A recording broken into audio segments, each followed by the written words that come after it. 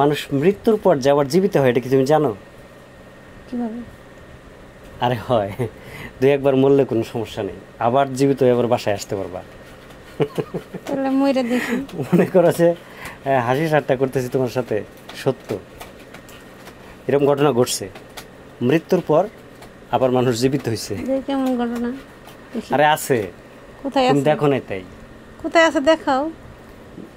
খালি তুমি আর আমি দেখলে হবে? দর্শকদের দেখাবো না? দেখাও। দর্শকদের সহ আমরা সবাই দেখি। আচ্ছা এই যে দেখো,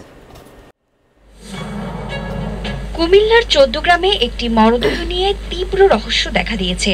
আত্মীয় স্বজনরা যাকে ভেবে দাফন করেছেন তিনি 9 দিন পর জীবিত অবস্থায় বাড়ি ফিরে এসেছেন। তাহলে কবরের মধ্যে শায়িত রয়েছেন কে? সেই জট খুলছে না কোনোভাবেই। চৌদ্দগ্রাম উপজেলার গুণবতী ইউনিয়নের রাজবল্লভপুর গ্রামের বাসিন্দা রোকসানা আক্তার। 1 জুন থেকে নিখোঁজ ছিলেন তিনি। ঈদের পরের দিন তার ভাই ও স্বজনরা ফেনী শহরের মর্গে গিয়ে রোকসানার মরদেহ শনাক্ত করেন। এরপর বাড়িতে এনে রীতি মেনেই দাফন করা হয়। জানালার পরে যখন সে ফিরে আসলো, আবার বিষয়টা আসলে আমার কাছে একটা আশ্চর্যজনক লাগতেছে যে পুলিশ বা প্রশাসন এদেরকে কিভাবে হস্তান্তর করলো, তারপরে এরা আবার নিজের আত্মীয় মনে করি জানাজা দিল, আবার এদের যে মহিলাটা জানাজা দেওয়া হয়েছে ওটা জীবিত চলে আসছে, এটা আমাদের কাছে একটা অবাক লাগতেছে। কিন্তু দাফনের 9 দিন পর সবাইকে চমকে দিয়ে বাড়ি ফিরে আসেন রোকসানা। তাকে দেখে তাজ্জব ও বিস্মিত হয়ে যান স্বজন প্রতিবেশীরা। রোকসানাকে এক নজর দেখতে বাড়ির আঙিনায় লোকে লোকারণ্য হয়ে যায়। ব্যাপক চাঞ্চল্য সৃষ্টি হয় পুরো এলাকা জুড়ে। কিন্তু এরপরই প্রশ্ন উঠছে, দাফন করা কবরে আছেন কে? ওই নারীর পরিচয় কি? কোথায় তার বাড়ি? কিন্তু কোনো প্রশ্নেরই জট খুলছে না। পুলিশও কিছু বলতে পারছে না।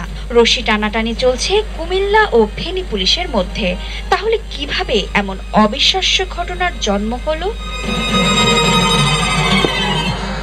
ঘটনার সূত্রপাত গত মে মাসে। 14 গ্রামের রোকসানা আক্তার চট্টগ্রামে বেড়াতে যান। সেখানে থাকেন তার ছোট ভাই সালাউদ্দিন। 16 শহরের ভাইয়ের বাসাতেই ওঠেন তিনি। কিন্তু তার পরদিন ভোরে কাউকে কিছু না জানিয়ে ভাইয়ের বাসা থেকে বের হয়ে যান রোকসানা। ঢাকায় চলে গেছেন, ঢাকা গেছেন পল্টনে, ওইখানে গাড়ি ভাঙছে, বাংলাদেশের গাড়ি ভাঙছি।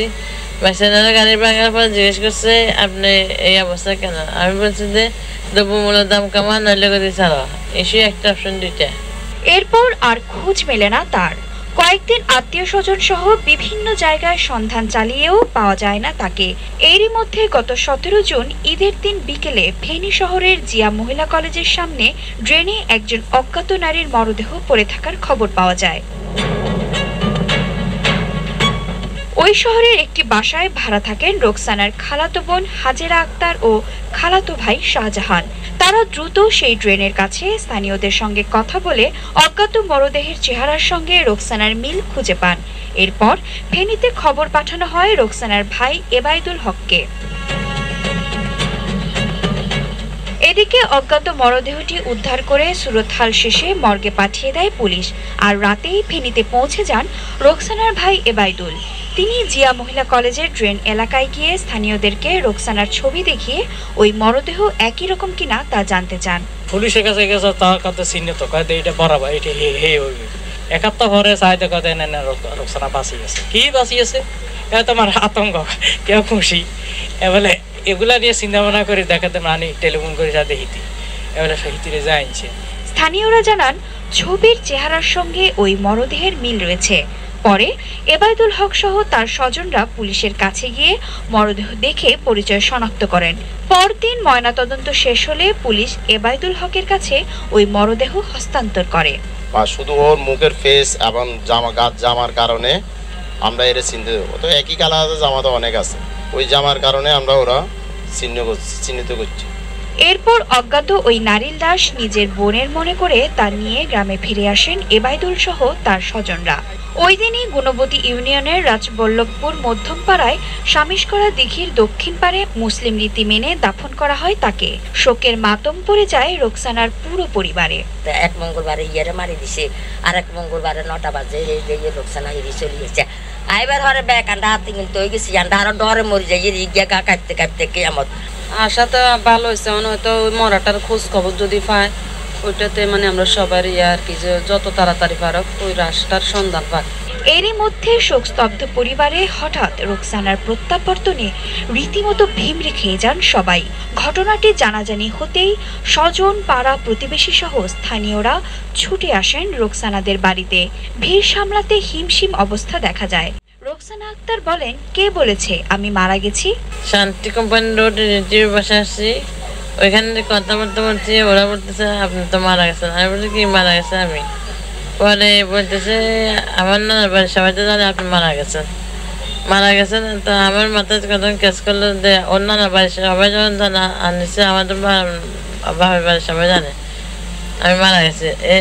এই জন্য আমি আমার স্বাস্থ্যবানের কাছে ফোন করি কনফার্ম হয়েছে যে আমি মারা গেছি। তখন আমি বলতেছি আমি তো বাঁচিয়ে আছি, তোরা কার লাশ আনি মাটিয়ে দিচ্ছিস। তার দাবি তিনি চট্টগ্রাম ভাইয়ের বাসা থেকে কাউকে কিছু না বলে ঢাকায় চলে আসেন। একটি চাকরি পেয়ে যান তিনি। এরপর ঢাকায় বসবাসের জন্য বাড়িতে থাকা কাপড় চোপড় নিতে ফিরে এসেছেন তিনি। কিন্তু বাড়ি ফিরেই নিজের মৃত্যুর খবর শুনে নিজেই হতবাক। আরও আশ্চর্য হয়েছেন কবর দেখে। সেখানে তাকে ভেবে কাকে শায়িত করা হয়েছে তা ভেবেও চিন্তার শেষ নেই রোকসানার।